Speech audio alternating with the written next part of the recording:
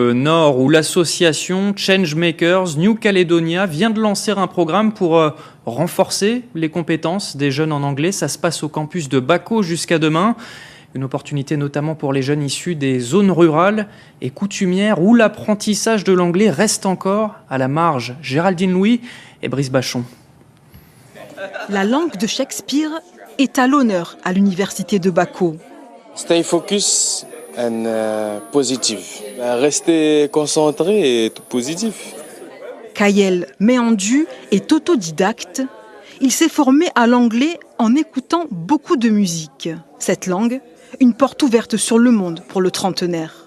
C'est important aujourd'hui où on parle de résilience, surtout nous en tant qu'insulaires, océaniens. L'idée d'aller à la rencontre de l'autre, ça passe aussi par nos voisins qui sont juste à côté. Voilà, on pense ici à Fidji, Papouasie-Nouvelle-Guinée, Salomon. Ça peut être toujours un plus d'aller vers l'autre et puis juste à côté, quoi. Afin d'améliorer leur anglais, le projet English Equip propose un programme adapté aux jeunes de Nouvelle-Calédonie. Ils seront en connexion en visio toutes les 2 semaines avec des jeunes du Pacifique pour pouvoir pratiquer l'anglais. Et nous, on fera aussi des interventions en local, par exemple autour de déjeuner en anglais. La barrière de la langue, un frein à l'accès aux programmes de formation dans les pays anglophones voisins. Une partie du projet porté par l'association Changemakers New Caledonia est consacrée à ce volet. Ce sera aussi de les soutenir dans leurs candidatures qu'ils peuvent faire dans les programmes régionaux comme les Young Pacific Leaders ou encore des programmes avec la CPS ou avec Pacific Australia Youth Association, des sommets des jeunes leaders du Pacifique qui aura lieu à Honiara cette année.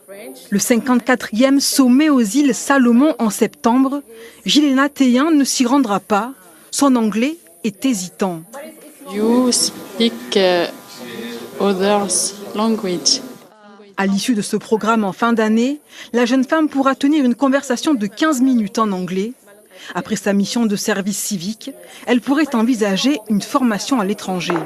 Ils avaient parlé des bourses australiennes et tout. Si ça m'intéresse, j'ai envie de voir ils parlent de quoi. Et puis si ça m'intéresse, de tester, quoi. Partir. Oui, voilà, à voir, quoi. Cette étudiante en dernière année de licence économie-gestion à l'université de Bako souhaite apprendre l'anglais hors dispositif scolaire. En intégrant l'association, elle voudrait en devenir la référente amarrée. Recenser les jeunes, de leur dire que y a moyen, il y a des formations et puis que au travers de cette association, vous pouvez encore y accéder à ces formations. Vraiment leur donner envie aussi que y a toujours de l'espoir. English Equip, une initiative pour la valorisation des talents du territoire et la création de liens entre jeunes. Le projet sera déployé à Wallis la semaine prochaine.